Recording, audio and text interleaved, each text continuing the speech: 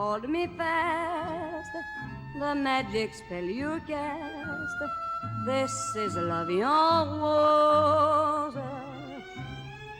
When you kiss me, heaven sighs, and though I close my eyes, I see love en rose. Hi, Eva. It is a pleasure to be here tonight to share this wonderful evening with you. And it'll be wonderful to hear about the history of what brought you here. And it is such a pleasure to be a part of your life and an honor to be here this evening. Hi, Eva. This is Anne Grabois, in case you don't recognize me. I want to say that it is a pleasure to be here tonight, and I want to wish you Mazel Tov. We all love you very, very much. This shul would not be the same without you and Nate, and it is an honor for me to be here. And I want to wish you the best and a wonderful, wonderful future. You should be here for another 50 years or more, and we should have more and more dinners honoring you. And I look forward to hearing your life story. Have a good evening. Hi, Eva. I want to say that I think very highly of you. You are a very, very strong woman. You always give a lot of support to people. I don't know if you know that or not, but you give a lot of moral support to people. And I hope I grow up old like you. And we all love you and we respect you a lot. And be well, stay well. Bobbie, we are so proud of you. Women are valor, and they should know the valor that goes on at home. I know this is a very emotional time for you, but you are just an unbelievable mother, daughter-in-law, wife. I'm sure Zadie will agree. And we really wish you mazel and brochas forever and love you lots and lots. Don't be nervous. I'm sure your speech will be wonderful. Mwah! Eva, we wish you such a hearty mazel tov. You're so deserving of this award. I must just say that having had you as a mother-in-law for these past 20-something years, we are just so privileged, or at least I know I am just so privileged.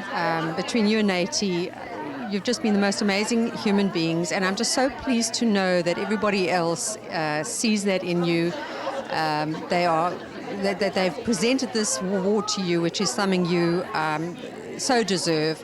We're so proud of you. I'm just sorry Charles isn't here. I know that he was really excited for you. And we just wish you love, and we wish you health, and we wish you a very long and happy life. We love you. And again, mazel tov.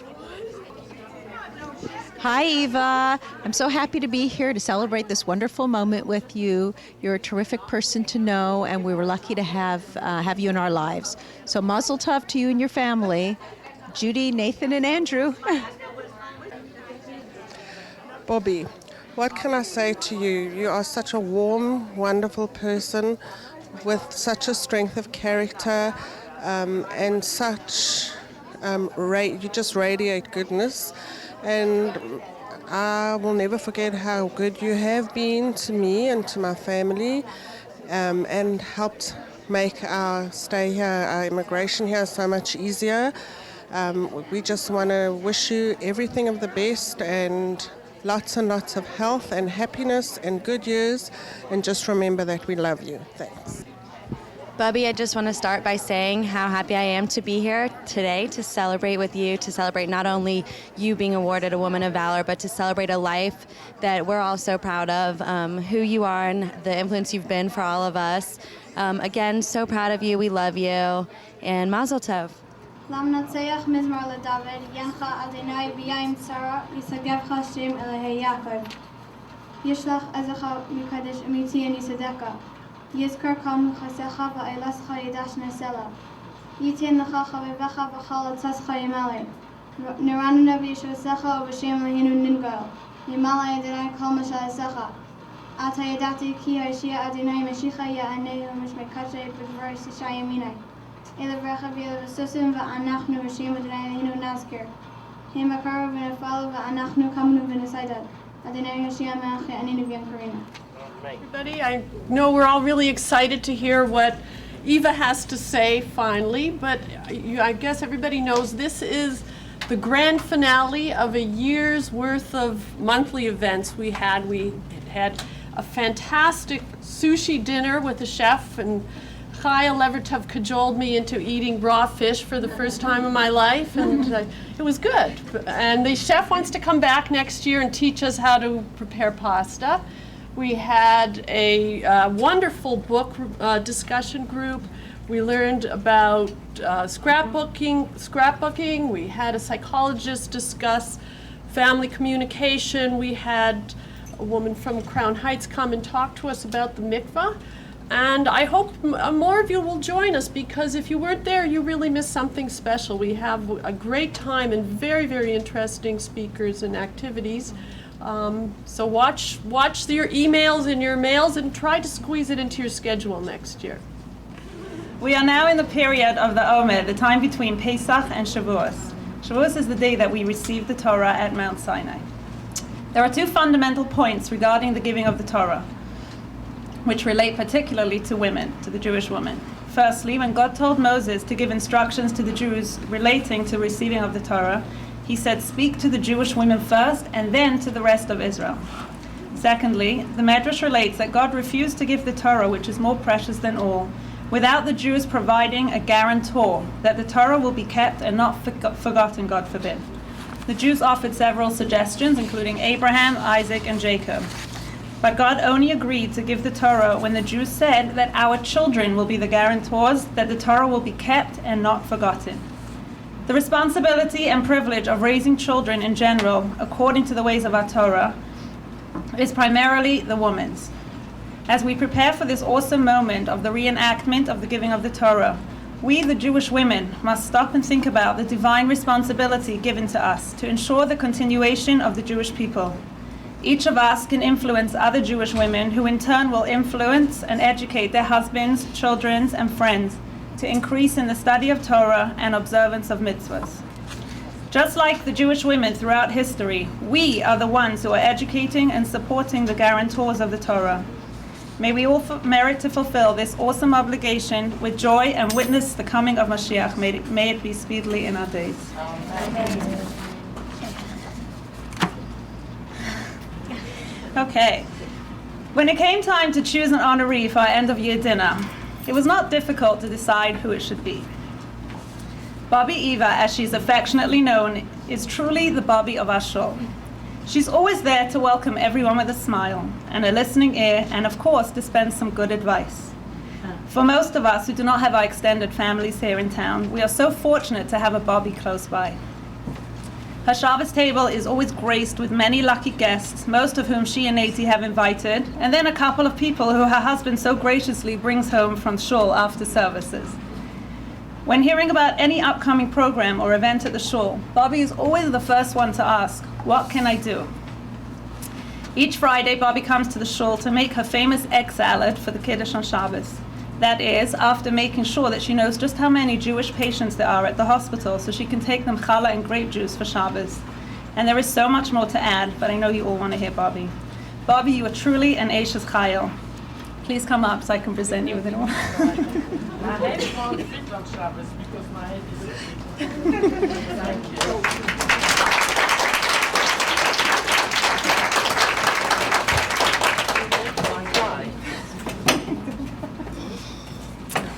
Thank you. 1 second, I'm just going to give you this. And this is a woman of valor. It says Eishes. Oh, this is beautiful. Eishes Chayil Award presented to Eva Efune, EF 5768, Jewish Women's Circle, Scottsdale. Thank you. One second. Can we have a picture there? Beautiful. I'll move this out of the way. Oh, this is beautiful. Thank you. Wait, we have one other surprise for you. Just wait right here. Okay, we also have a beautiful scrapbook that we put out that week.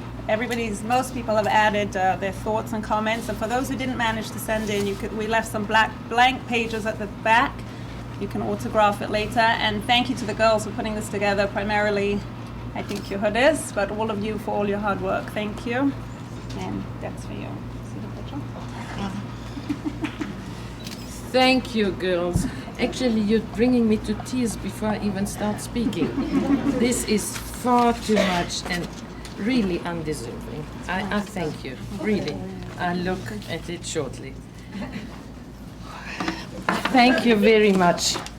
My head won't fit on Shabbos because you'll have a swollen head by the time I'm out of here. Anyway, good evening, everybody. Dear, dear friends. If I look and sound nervous, it's because I am. So please bear with me. I brought the wrong glasses and I can't see a thing.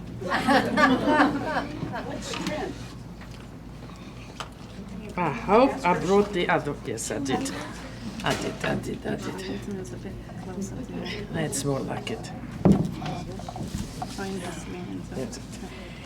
A few weeks ago, Dina called and said, I want to ask you something. Yes, I replied. What can I do for you? She replied she wanted nothing of me, but to inform me that I was being honored by the ladies of Chabad. For a few seconds, I was in shock and I was stunned. And a few seconds later, I said, Dina, thank you, but no thank you. I did decide we'll think it over. When I put down the receiver, I thought, this is not fair. They are giving me such an honor. I am a person who likes to give and to do for others, and even it's just a shoulder to lean on or an ear to listen to. But to take back is very difficult for me. But there is a grace in receiving back. Am I talking all right into the microphone? Yes, beautiful. I'm beautiful, I'm trembling. Anyway, I'll settle down shortly, no problem. I called Dina back and I said, Dina, I thank you. I accept with great humility the honor you have bestowed upon me. And I thanked her and I thank all of you here tonight most profusely. Really thank you. Why talk tonight about something I couldn't, wouldn't, shouldn't talk about for the last 70 years? Simple, because Dina asked me to. That is one reason, but the other reason is I felt it was time to tell my story. I've been witness to some traumatic and dramatic events in my life, and I pushed them right back into my subconscious, hoping they would go away or fade. Fade they did. And then there is another sense of guilt, and my friend Miriam will be able to bear me out. So I've spoken to many survivors and hidden children, of which I am one, and we all have a terrible sense of guilt. Why me? Why me, not in a negative way, in a positive way? I am an ordinary person who went through extraordinary events, and I made it. And 100,000 millions of my extraordinary brothers and sisters didn't make it. And I've got a sense of guilt. Why did I make it? But I say it in a positive way, not in a negative way. Am I right, Miriam? Right. Now, before I take you to the journey of my life, I would like to share some thoughts with you. I truly had all intention to tell you my story ad lib, but I'm not as young as I thought I was. My brain is a little bit old, and senior moments happen all too often. So you forgive me if I read some of the text. I have delved very deeply into my subconscious, into the back of my mind, to try to retrieve for you some memories. Now, it is a strange thing that silly things popped up, insignificant phases, and some big important matters are totally gone. But this is how it is, and you'll experience this when I talk to you. Time is a strange thing. As a child, weeks can be years, years can be weeks. And as I kept no diary, who had pen and pencil, I have got no feeling of time, a time frame. But as we go along, you'll see it is my war years are over a period of 7 years. The overall feeling throughout my life has always been a constant and reassuring feeling of never being alone. I know and feel that in the darkest and the most happiest moments, I'm safely guided by the hand of Hashem, and I refer to this as the eternal plan. Beth, you've heard me speak about the eternal plan. I often refer to eternal plan. You can look at all your lives and you'll see that there is a purpose of us living. There is a guiding light that we call the eternal plan. Then there are miracles. Miracles that I will tell you about. They are nothing short of being real, true miracles. And last but not least, there are blessings. I have been blessed with so much throughout my life. This is one of the cherry at the top. And blessings upon blessing. And it would take me 2 lifetimes to say thank you to him. But I do so every morning when I daven. I do thank him. That's page 2. I'm having fun here. If I would stop trembling, it would also be good. Look at me. Now let us start at the beginning. I was born in Vienna in 1931. Don't run for calculators. I celebrated my 77th birthday a few days ago. My late father was Czech. My mom was Hungarian. They lived in Vienna, and that's where I was born. I was born into a very well-to-do family. My father was a dentist. My mother was at home. And I had a sister, Ruth, who was 3 years my senior. And I was born Jewish. Now, I'm going to digress a little bit for this. I often sit in shul, and my friend Beth will say, Rabbi Yossi has also heard me say it, and it's in shul, it's at home, it's in a car, no matter where. And I get a lovely, warm feeling of gratitude that sometimes even brings tears to my eyes. And I say, thank you, God, that you made me born Jewish. With all the drama that I had in my early childhood, or early teenage years, I'm very grateful that I was born Jewish. Now let's go back to Vienna. I was born Jewish, I told you that. And now we had governesses, piano lessons. We lived a very, very idyllic childhood. I don't remember much of my years in Vienna. We left in 38, I was 7, so what I'm going to refer to here is much, much earlier. But my earliest recollection, I must have been 4 or 5, and I'm going to tell you a little story, which most of you who are far younger than that story will not remember.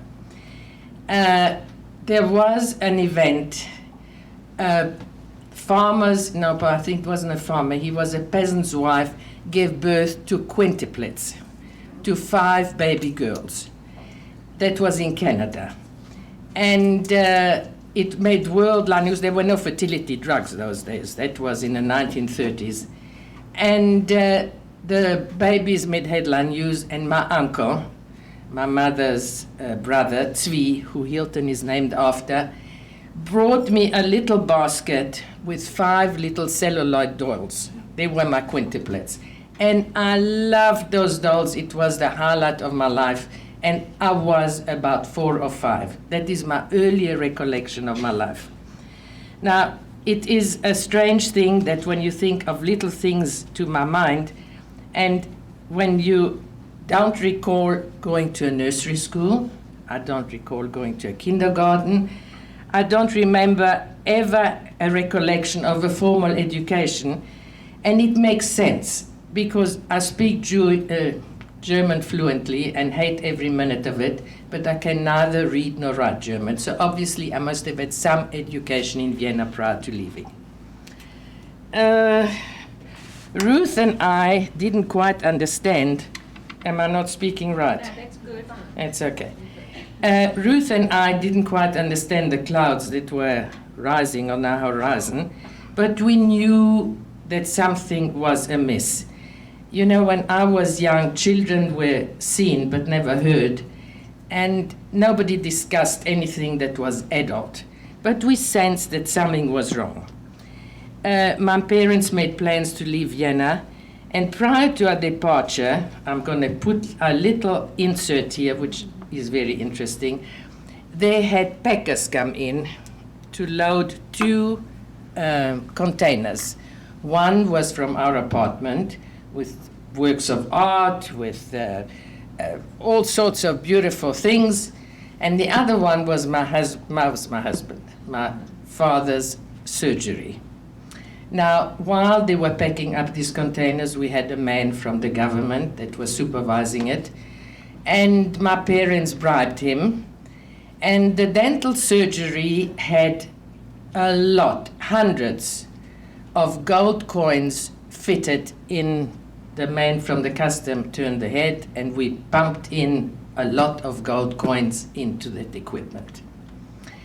To cut a long story short, I don't know how long it is, after the war, I'm jumping the gun. I must put on glasses and then I can't see you, so it's a bit difficult. But anyway, my parents, with the containers, equipment surgery, the custom man turned a blind eye, and my father packed in hundreds of gold coins in the empty spaces of the equipment.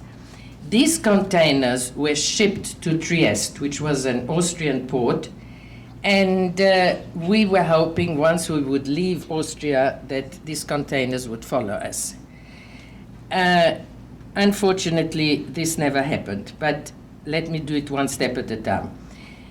When the war finished, my late father wanted to find out what is, where these containers, if they were right, and we were told, no, they were not right. They have been confiscated belonging to a Jew, and they went back to Germany, and I've got a letter with a swastika in the corner attesting to that. They were confiscated on March 26, 1944 on carriage 2042-2061 on train 90-13 back to Berlin belonging to a Jew. We never got compensation for it, as hard as my father tried. And this was a very, very hard knock for my parents more than me. What I'm telling you, you know, when I grew up, parents didn't discuss small matters with their children. We were seen but not heard, or vice versa. And these are all things that I learned when I was much older. But these are facts.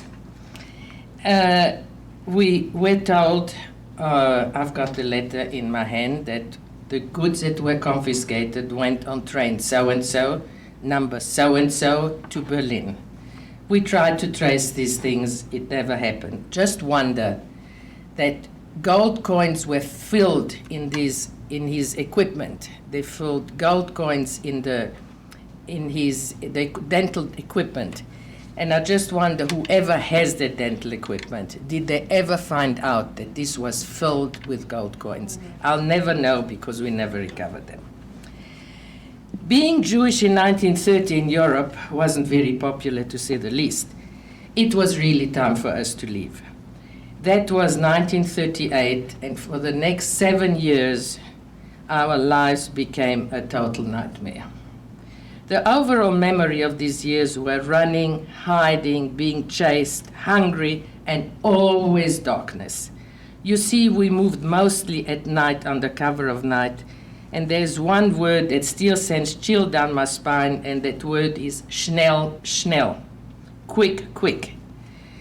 We eventually had to split the family. My mother had 6 siblings, and we all had to go in different directions because you couldn't move large families.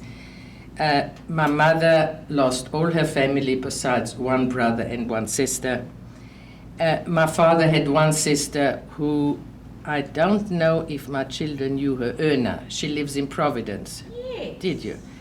That was my father's sister. She made it to America, safe and sound, but my mother lost most of her family. And we reconnected with my aunt in Providence after the war. So there was my mother, my father, Ruth, my sister, and I.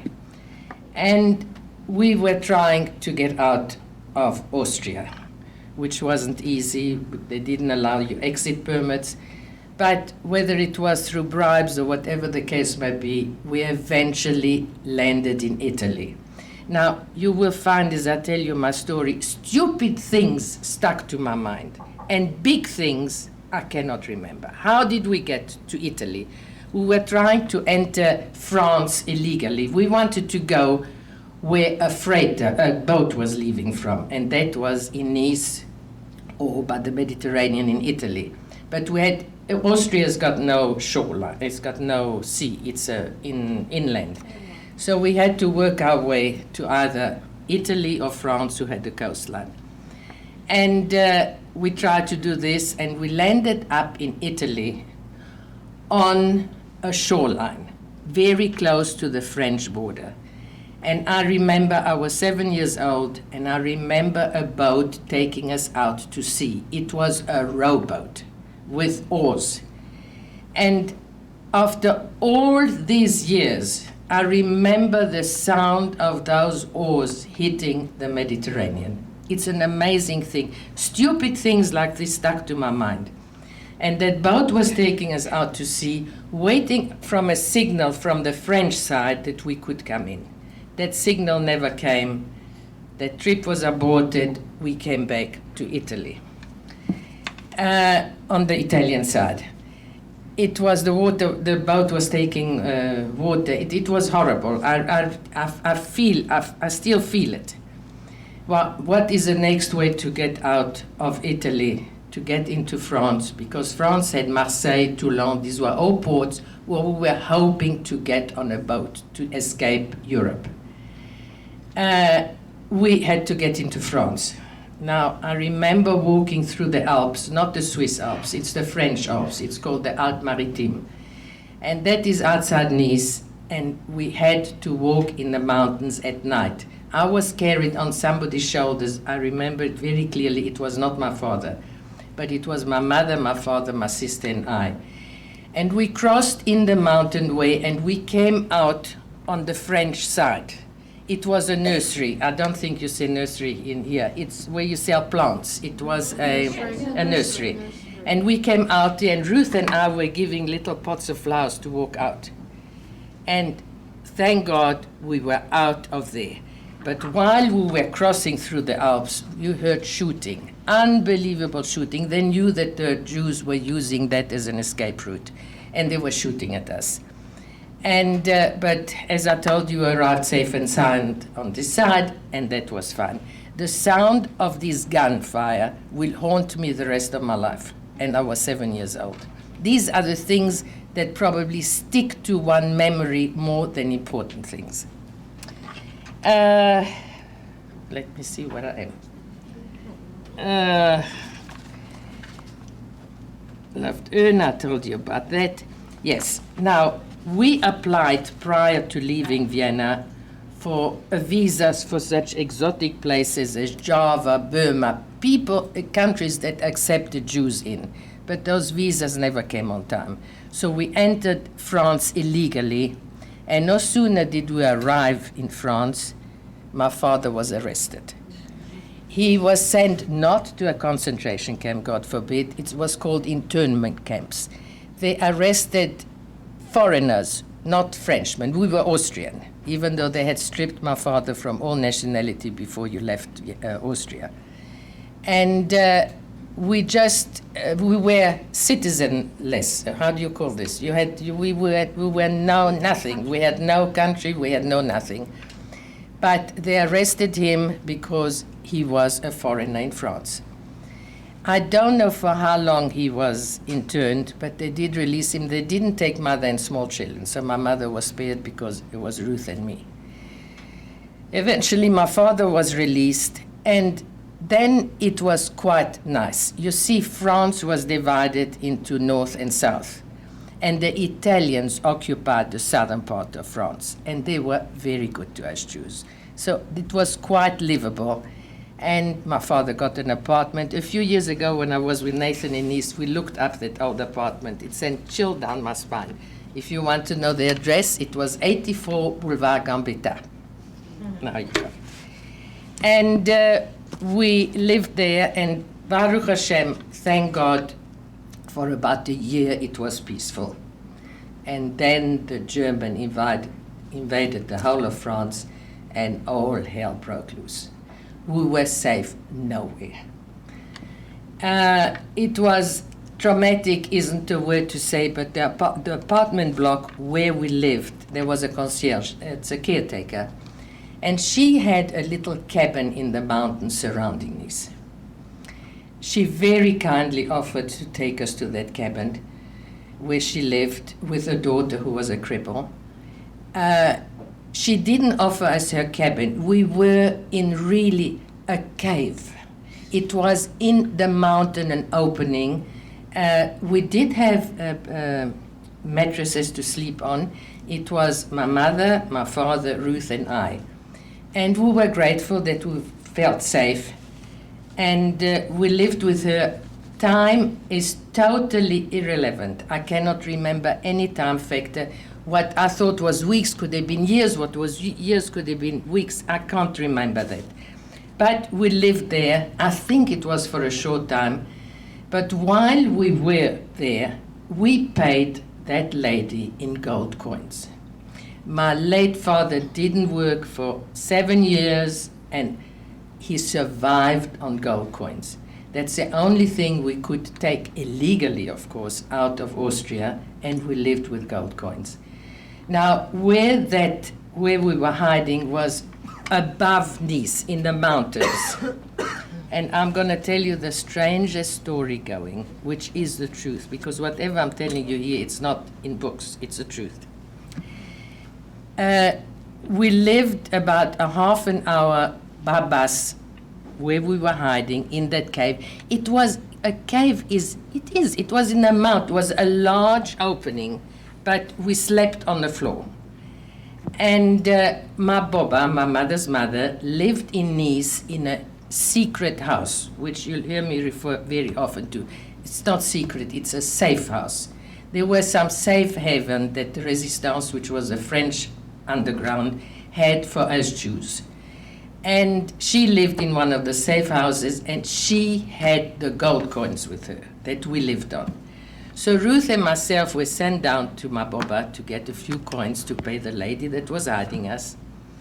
And we went down to my Bobbie, and we knew where she was. Ruth and I were both blonde and blue-eyed. We didn't look Jewish at all. And what did you want from a 7 and a 10-year-old? Sorry, by that time I was 8 and she was 11. You know, 2 children, big deal. So we went down to my Bobbie, collected a few coins. I don't know how many, because somebody asked me the other day, but it was like in a little pouch. And we went to get the coins, and we came up by the bus, and we had to let her know we arrived safe. And there was a phone booth when the bus stopped. And we got into the phone booth, and we found out my Bobbie. We arrived safe, all is well. We had about, I think, it could be less, about 20 minutes walk to where my parents, from the bus terminus to the cave. And Ruth and I walked, and we got to our parents, very thrilled to see us. Where are the coins? We forgot them in the phone booth. Drama of drama. It might not sound terrible, but it was terrible. It meant a matter of life and death for my parents. Quickly, Ruth and myself ran back, and miracle of miracles, the gold coins were there. And we got them back. Now, I should have actually told you the story upside down, but I didn't look at my notes. 25 years later, I am with Nathan in Nice on a holiday. We mostly stopped there to visit my father's grave, who is buried in Nice. And we were there for 3 or 4 days. It was very emotional. I went to my hairdresser, and he just looked at me, says, "Ne parlez plus, don't speak anymore, South Africa." And that was after 25 years. It was wonderful. And we had an afternoon to spare, and Nice is a tourist attraction. And only tourists, and they have tours. And we had one afternoon free, Nathan and myself. So what do? Oh, you speak, Raina. Ne parlez plus, l'Afrique du Sud. That's what he said. We had an afternoon to spare, and Nathan says, "Come, let's take a tour." And the tour was called Les Collines Fleuries. That's the flowered hills of Nice. And we drive with the bus. It's very windy. And I said to Nate, I had a flashback. "You'll see, we'll take a corner, and there'll be a church and a telephone booth." He says to me, "What's the matter with you?" I told him we had the bus stopped on that square, and we had a cafe there, and we had something to drink. And I said, "Nathan, I'm going to tell you a story." And that was the first time after 25 years that I ever spoke about that incident. I must tell you, it's not uncommon. I've spoken to many survivors and to many hidden children. You developed a blackout. It's something that was so horrific that your brain just couldn't take it, and you said, forget about it. Are you all right there? When you're falling asleep, you let me know. Okay. Okay. Can you hear me? Can you hear me? So that is what happened, that I told Nathan the story about the gold coins. We were there not very long. That concierge, the lady that hid us, she had a crippled daughter. And that lady, the caretaker, received an anonymous letter. My father maintained till his dying day that the daughter wrote it to say, we know you're hiding Jews. You better get rid of them. I can't blame the woman. She was safeguarding her mother. If her mother was caught hiding us, she would have been put against the wall and shot. Anyway, we had to move. Now, where my parents went, I couldn't tell you. Absolutely no recollection. My first recollection after the cave in the mountain was a very, very dark room with quite a lot of children in it. My sister Ruth was with me. My parents were not there. We were taking two out of the room, and people were speaking to us. Ruth was always with me, and I was told, your name is Claudine Lambert. Your sister is Josephine Lambert. Forget that Eva and Ruth Leibel ever existed. You haven't got that name anymore. I was at the time 11 or 12. It wasn't an easy task. But when you go through such trauma, as I'll explain to you later on, there was no laughter in our life. There was absolutely nothing but trauma. But you learned to be obedient. You listened. You just knew that what people told you, you had to do. Just wait a minute. I don't want to get carried away that Where am I? That shouldn't record, because that's not funny. That shouldn't record. The story of it. That I was Claudine Lambert and my sister was Josephine Lambert, and we must forget that the other Leibel ever existed. From that time on, we went by car and by train. Nice is on the west coast of France, right across Bayonne. That was on the east coast. We didn't know where we were going. We were about 21 Jewish children. And on the way, there were many, many pit stops. On one of the pit stops, I remember very clearly, it was in a light room. We were sleeping over. The room had full of sunshine. I remember it as if it was yesterday.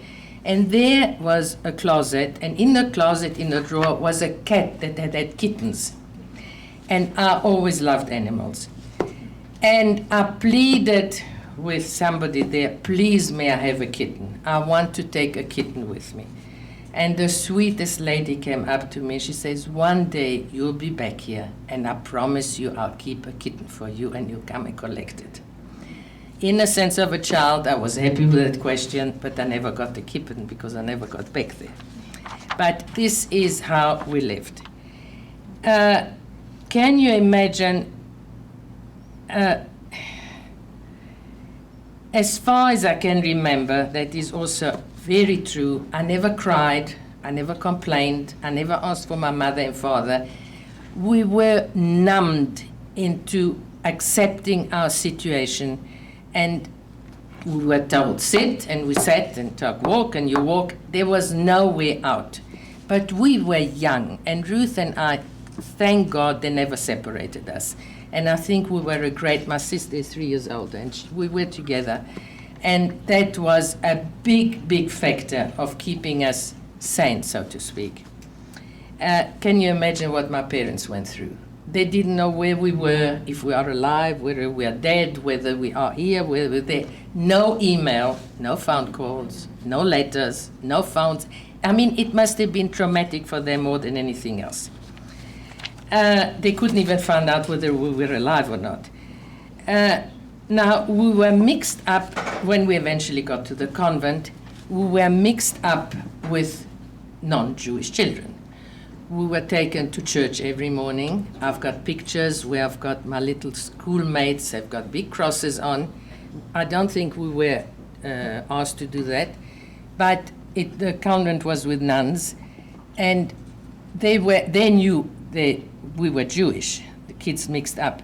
And basically, we owed them our life. And I've always had the greatest respect for anybody that is truly religious. They did it for the goodness of their heart. They never tried to convert us at any stage. And they were risking their lives to save ours. One day, a lady, they called us to the office. I don't know if it was a matron or somebody, and they called Ruth and me. There's a lady that wants to see us. We went there. Oh, I forgot to tell you another thing in between. I can't say we were happy or unhappy. This was our lot, and we accepted as such. There was no way out, and that's it. But I developed going to church in the morning. I used to faint on an empty stomach. I kept that meshugas well into my married life. Nati will tell you how often I fainted. He knows already what to do. He leaves me on the floor till I come around. It's fine. But as a child, I fainted a lot, and my poor sister was terrified of it. It's not a pretty sight when you see somebody faint. And every morning she begged me, please don't faint today. Please don't faint today, as if I was doing it on purpose. But she was terrified of this. And our life carried on, I think, quite pleasant. We didn't know anything else. And basically, these nuns, as I said, really risked their lives for us. One day, a lady comes to call for us, and there we go. And I see, zugesund, bless you. I feel a lot better now. I don't tremble so much anymore. It's a pleasure. Irene. I remembered Irene. She was a non-Jewish lady. She was the second wife of a patient of my father's. And she came to inform us she's coming to take Ruth and me to reunite us with our parents. I don't even know if I was excited or not excited, I don't know, but we went with Irene, and there also there's a blackout. I remember a train journey. It was during the war years. It didn't sound all that difficult, but it was difficult. You couldn't go by car because you were stopped, and by train, etc. Anyway, to cut a long story short, Irene reunited us with our parents in Nice. Don't ask me how long we were in the convent. All I know that I had terrible chilblains. Do any of you know what chilblains are? It's frostbite on the toes. And that was the most terrible thing, but the nuns were very sweet, and it is a part and parcel of being a child, and I accepted it as such. Now, we were reunited with our parents in the center of Nice, in a safe house, the same as where my Bobbie was. The shutters, wooden shutters, were closed 24/7. We never saw the sky blue for at least 18 months. It was a double-story house. The house belonged to the French underground, the resistance. They smuggled us in food because we obviously ate. I do not remember how we existed, how we sustained ourselves. If it was in that safe house, my Bobbie, my mother, my father, Ruth and I. And they must have brought us in food during the night, because that's the only thing I can possibly imagine. But we became, Ruth and I, swollen from the lack of exercise. And my late father used to sit in the middle of the night at the bottom of the steps and make us run up and down steps. And he used to count 1, 2, 3, and that helped. We were not allowed to talk loud. My father listened to the BBC of London in the middle of the night. That's our only communication we had with the outside world, was a radio. And he could tell how bad or how good the progress was going with being liberated. There's another incident while we lived in this.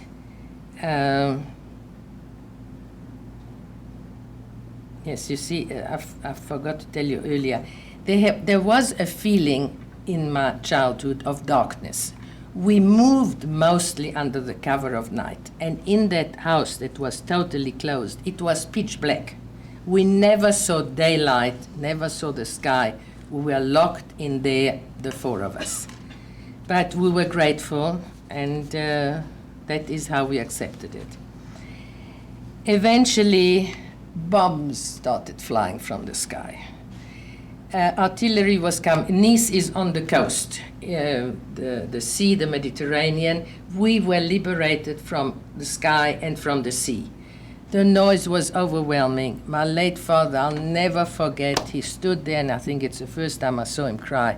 The tears were running down his face. He says, "Thank God they are here." We didn't mind getting killed, but we knew we were being liberated. It took quite a number of days. The shooting, the noise from the sea and from the air, and street fighting, unbelievable, terrible street fighting. And eventually the street fighting stopped, and we could open the door, and the bodies were lying all over the show. It was May 8th, 1945. That was a day after my birthday. That's why I remember it so clearly. And my parents went out, and as mummish, by that time I was 14, so that I remember. My father stood outside, my mother and my sister and I, and we had on what we had on our backs. That was the beginning and the end of our possessions. But we were happy, we were free.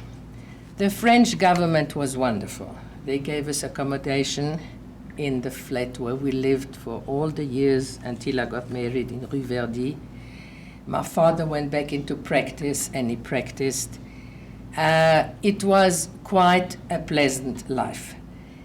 We had to get over. My father found up the Julia transport for our containers, and we were informed, of course, that belonging to a Jew, it's been confiscated. And to substantiate that claim, I have a letter which is in my possession today, by the Gestapo with swastika in the corner, and it read, 2 containers were confiscated on March 26, 1944, on train number 90-13, carriages 2042-, they were very, very very precise, these Germans. Oh, everything was written down. Destination Berlin. We never saw ever, even though my late father tried to trace those containers, never got it. And as my father often said to us, he says, "I'm just not meant to be a wealthy man." But we were wealthy because we all came out alive. Now it was 1945. We were free. But I had been robbed of my childhood. I had no memory of a childhood, no laughter, no joy, always frightened, always running, always hiding. There was just no childhood whatsoever. And it left me nervous, afraid, insecure. I was neither fish or fowl. In one word, I was a sad and pathetic teenager. I was then 14.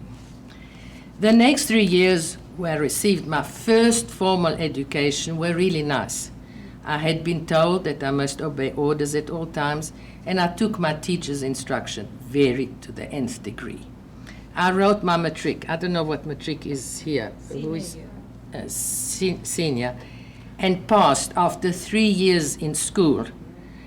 I've often wondered if the French school system was that easy, or was I that smart? I hope it was the latter. The next 3 years saw a tremendous change. The cocoon broke open and a butterfly had emerged. I wanted to fly, to see, to feel, to live. We traveled through Europe. I marveled at the wonders of being free. I was told I developed a bubbling personality, and the ugly duckling became a beautiful swan. I was told I was pretty. I felt pretty. And above all, I became fearless. Nothing and nobody could ever hurt me again. I'm telling you all this so that you can understand the next chapter of my life. How could a 20-year-old girl leave her comfort zone and travel to South Africa to meet Mary, a young man she met for 10 days. At this stage of my life, life was a beautiful adventure, and going to South Africa was part of that adventure. I was frightened of nothing. Now, this is what I'm telling you also, the eternal plan, miracles and blessings in every stage of my life. Now, fast forward. It's 1950. I'm living in Nice with my family. At the other side of the world lives a young man, Nati. He's an adventurous type and wants to see the world. A friend of his, Charles Levy, joins him, and the two of them go off first to the US, where he had an aunt, and then to Europe. And where does he stop? In Nice. We had the greatest shadchan in the world, Hashem himself, because to come from such different background, different geographical position, how we ever got together, only Hashem then could have been there. Nathan had been to America, and he was on his way home to South Africa and wanted to buy some souvenirs to take home to his family. So he walked into a souvenir shop that belonged to a patient of my father, Mr. Domanovich. And Nathan said to him, Nathan spoke Yiddish, and Yiddish was a great help. Mr. Domanovich also had a very Jewish background, and they communicated in Jewish. Does he know any Jewish girls? Oh, Mr. Domanovich picks up the phone, and he phones at my house, and my sister Ruth was not married those days, and I meet Nathan and Charlie Levy on the promenade of Nice, which is the beachfront. He was leaving the next day back to South Africa, and that was it. We thought he was very nice. Charlie Levy was a very ugly man. He is to this day. But that has nothing to do with it. I must tell you, besides everything else, Nathan was a very handsome man. You might not believe it today, but he was handsome. And they left the next day to go back to South Africa, and that was it. That year, my sister met and married a young man, Joe Emmanuel, from Brighton, England. They got married and they went to live in Brighton. Now remember Brighton very well, because I'm going to tell you, if I tell you there's no eternal plan in all our lives, and there's no miracle, and there's no blessing, please accept it from me that there is. So Ruth went to live there. When Ruth was in Brighton, I used to go and visit very often. It's a seashore resort, and it was very nice, and I used to spend time with my sister, who, by the way, was already expecting, and it was very nice. If anybody would have told me that 25 years later, I would be sitting in a shul in Brighton, where my son, the rabbi, was officiating, and it would have been, are you crazy? I was born Jewish, but I knew nothing about Yiddishkeit. Have a son, the rabbi, and in Brighton, where I spend time with my sister, I would have said they are insane. Eternal plan, miracles, and blessings. Nati, in that year, lost his mother. And it was just about a year later that the phone goes at my house. The boy from Johannesburg is here. Oh, very nice, very nice. Who is he here with? With his brother Dave, who had major stomach surgery in Boston, in America. And those days, they didn't have these fancy planes. It took 24 hours to go from South Africa to America. It took days. There were small planes, and it was not at all like you imagine it today. And they came to recuperate in Nice. Dave had that surgery, and they came to recuperate in Nice. Okay, very nice. He's here. I'm going to meet him. I said he must come and pick me up at the house. Unbeknown to him, Ruth wasn't on the scene anymore. So I don't know. She was married. So I don't know if he fancied Ruth or he fancies me. That is still, I must ask him tonight when I get home. But Ruth was out of the picture. She was married. Anyway, I meet Nati again on the beachfront. It's a lovely resort. He was in mourning. We couldn't listen to music. We talked and talked, me with my school English and him with his Yiddish and my German background. And we communicated quite well. And he touched my heart with stories about his mom, who he adored. She had a terrible illness. She died of pancreatic cancer. She loved classical music. He used to carry her to the lounge to put on the classical records. He spoke unbelievably kind about his mother. And he told me also of his youth. He came from Lithuania, and they were very, very poor there. And he told me that for a birthday gift, he once got a tangerine. You know what a tangerine is? And that, to me, was the height of sadness. And it just touched my heart, unbelievable. His brother Dave, they were there for 10 days. We never discussed marriage or future or plans, nothing. We had a very nice 10-day adventure. Adventure, if you can call it. I'm sorry, I'm getting thirsty. I've stopped trembling, which is good. And he left after the 10 days, and that was it. A few months later, my father died. And my mother and I decided we wouldn't stay in Nice, we were going to settle up, and we would join my sister in Brighton, England. I did write to Nathan, we corresponded. A letter took 2 or 3 weeks to come from South Africa to Europe. And the phone calls were terribly expensive, and there was no email, but we communicated by letters. And I wrote him a letter to say, my mother and I are moving to Brighton, England, to join my sister, and that was it. And a reply came, don't go to England, come to South Africa and let's get married. Now, he will tell you when he tells a story that I never had a sense of humor. He only meant it as a joke. To cut a long story short, this was a great adventure for me. And I thought, very good, I'll go to South Africa.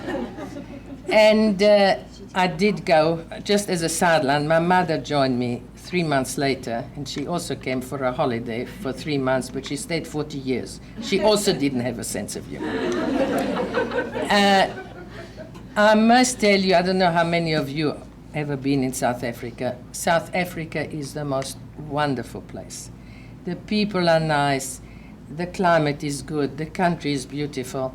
It is just it was a very, very nice lifestyle. When Nathan's family heard that he asked me to marry him, they were horrified. Absolutely, they told me that in my face afterwards. They laughed me at the end, but when it happened, they said, what's the matter, you can't find enough girls here. He was a very popular young man because, as I said, he was very handsome. And well, what did he want somebody he met for 10 days? What mishugas? They thought he was totally crazy. Anyway, he never lied to me on anything when I met him in Nice. You know, sometimes you get a holiday romance and the man will say, oh, I'm an owner and of this and I've got that. He never told me a word of a lie. I arrived in South Africa on his birthday, which is the 5th of July. March. Sorry, thank you. Thank you, Melanie. That's why you're sitting here. I knew it was his birthday, and we had to get married in court because I had to have a permanent residence. We got married in court on the 12th of March, a week later, and got remarried in Shul on the 29th of March. What can I tell you? That I cared for him because he was a good boy, but I was more taken with that new life, the new freedom. I was free, I was flying, it was a total, I was out of jail. As I said earlier, my mom joined us soon afterwards, and it was really, life in South Africa was absolutely wonderful. Am I right, Melanie? Arlene, they know this. Was. You know, I must tell you here something which I wrote down by hand. My mother lived with us for 40 years. We never once discussed the war years. While I've been revisiting these things, if only she would have been here, she could have filled me in. I met my sister in America on many occasions. Never once did any of us discuss the war years. It's all as if we had blacked it out of our mind. It was gone. It was pathetic, and she must be looking down on me, I don't know. But if only I would have asked her more, I could have filled you in with so much more. But unfortunately, I couldn't. By that time in Johannesburg, I was lighting Shabbos candles. We celebrated Yom Tovim.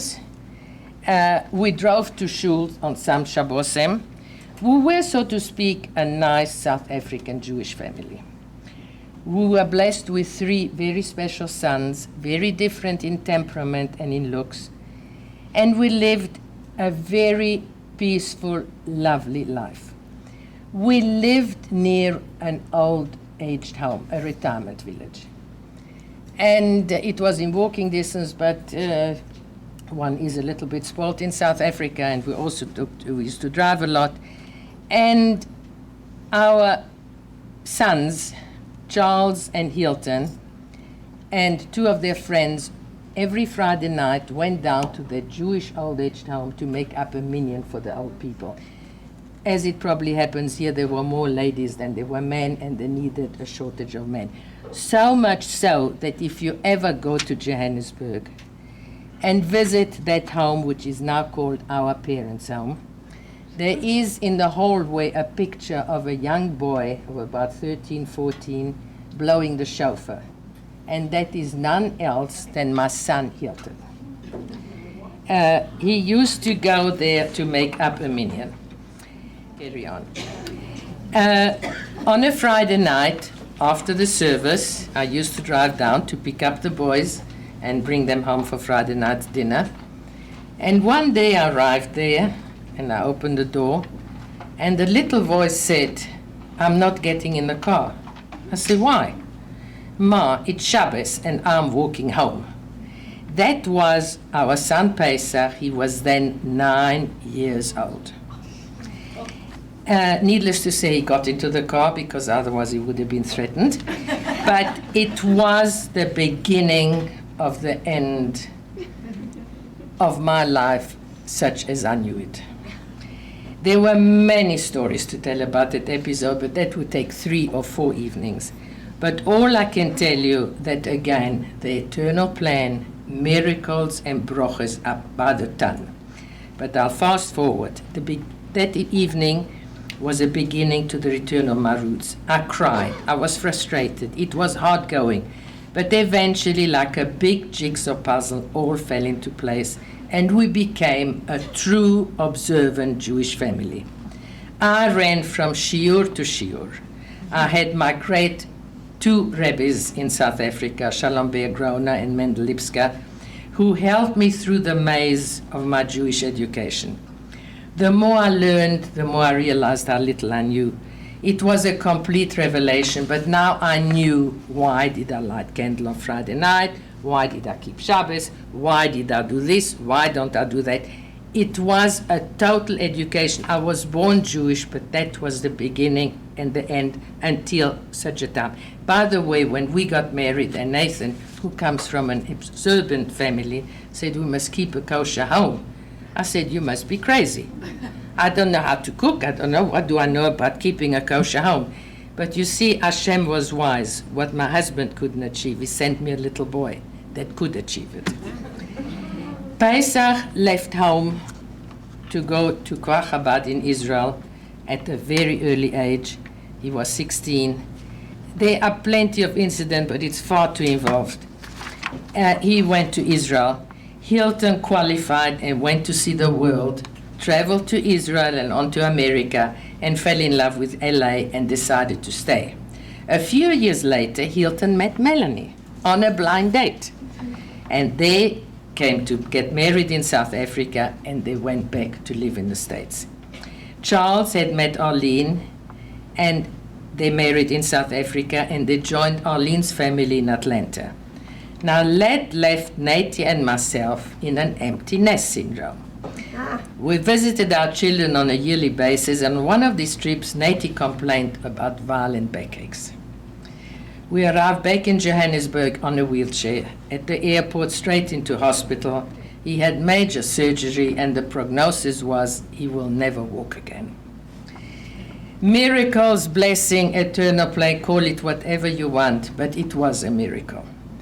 Now, it has got also part of the plan. We were quite told by our children when Nathan was sick. We were alone in South Africa. The phone calls were going, who should go and who shouldn't go.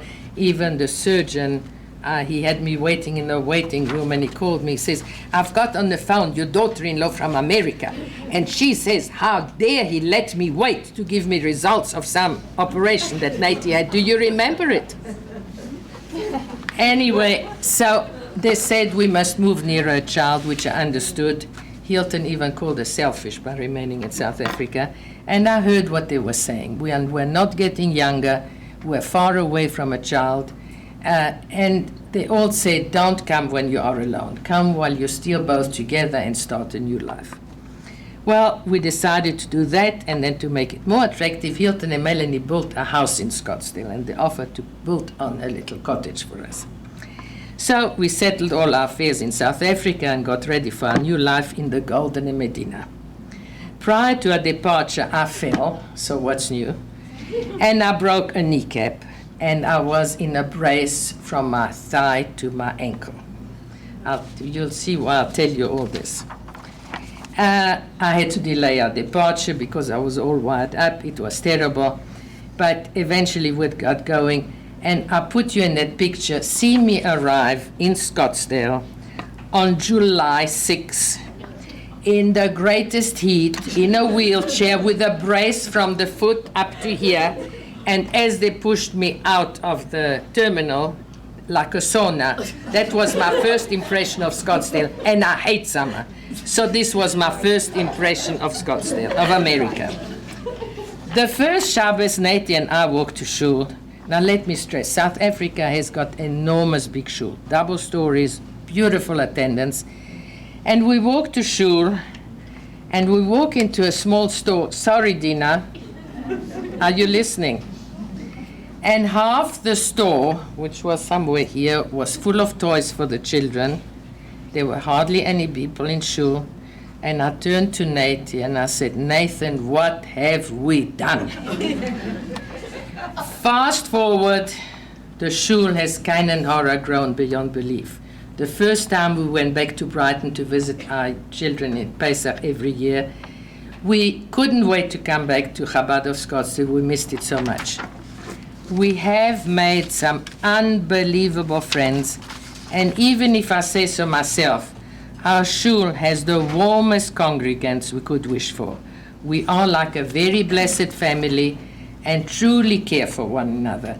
I have indeed been blessed to be part of such a great community, and thank all of you for making us feel part of your lives. We are the Bobbie and the Zadie of the shul. You people are years younger than we are, and yet both Nathan and myself never felt left out or not asked to join in anything. We have been truly blessed.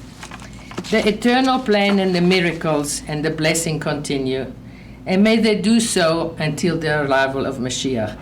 I must tell you, we have truly been blessed to have been included in this community. Now I want to add a few. Are you tired? Is it enough? Another few minutes. P.S. A few more minutes. My father died in Nice, France at age 61. When he passed away, I thought he was an old man. But today I feel he died much too soon. But no wonder with all the stress. Oh,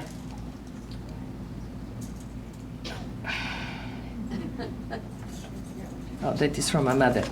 My father, those days, in 1930 or early in the 30s, he was the head of the household. I've often quoted him in my story because my father was the head of the family, and they had no feminist movements those days. The father was the father, and he made the most important decision, and Mother, Ruth, and myself trusted him implicitly. We loved him dearly, and I miss him to this day, and it's a long time ago. My mother was the most selfless human being God created. Only wanted to do and to care for others. And so much so that the only joy she got was smile on her children's faces and later in her grandchildren's faces. She truly was a Yiddish mama. My mother died 2 weeks before her 96th birthday. The last 3 years of her life were spent in our parents' home, which I mentioned earlier. Her mind was as sharp as ever. She was crippled with arthritis and in a wheelchair, and her eyesight had diminished. So she needed to be bathed, to be dressed. I couldn't cope anymore, and she was in the town where she was among her own peers, and she was very happy. And her wish was my command. I visited her every single day, and whatever she wanted, I was there for her. So much so that on my daily visit, my sister died a year before she passed away. And I asked my Rebbe, Shalom Bergrona, how can I tell my mother that her daughter died? So Shalom Bergrona said, you know what, we're going to try to hide it from her. The Rebbe had a very similar experience, that he had a brother who died and he never told his mother. So I was allowed to, I was sitting Shiva, of course, for my sister, and I was allowed to get up from Shiva to go and visit her daily so that she shouldn't become aware something is wrong.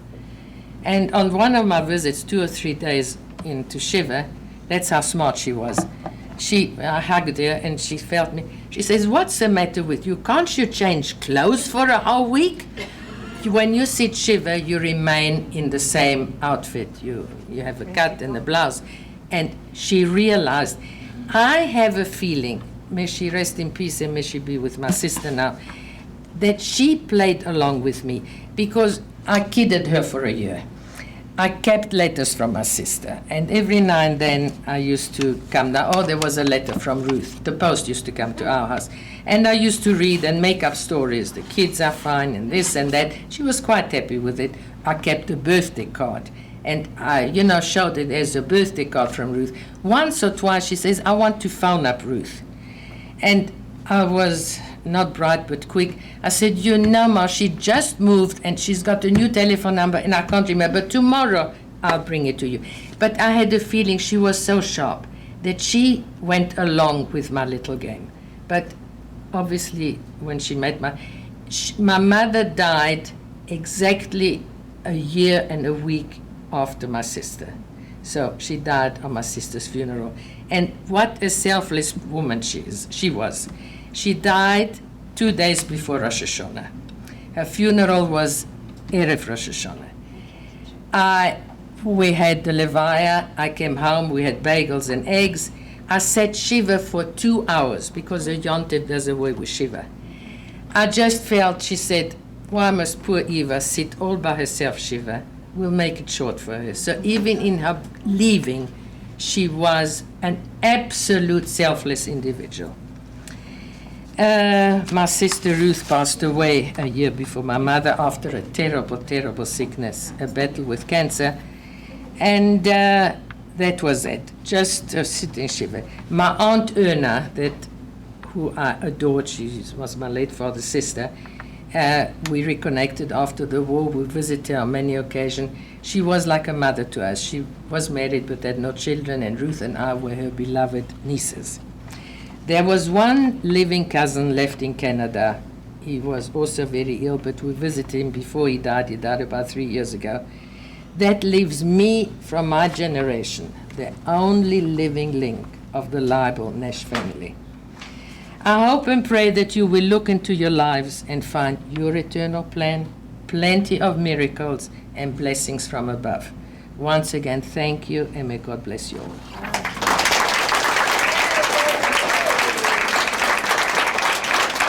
Now I feel good. Now I feel good. Now I feel good. Now I feel really. Thank you. Now I feel good. Now I can carry on. You want to listen? Oh, I'm still trembling. Anyway, I'm somebody brought me. I'll take it. Thank you. Thank you so much, Bobbie. Thank you. Desserts over there. Please help yourselves. Before we go, I just want to thank once again everybody who helped for tonight, especially the Chabad girls, Yehudas, Rezi, Mushka, Bracha. Thank you. Without you, we couldn't have done this tonight. Candy as well, who came to help, and I hope I didn't miss anyone out. And thank you for coming. Shavuos. And we'll give out flyers of the Shavuos program. And you each have a little box in front of you. It's Friday Light. It's a beautiful little kit. And if you don't need it, or you know someone who could use it, who doesn't yet light Shabbos candles, please pass it on. Thank you very much. Thank you. Thank you.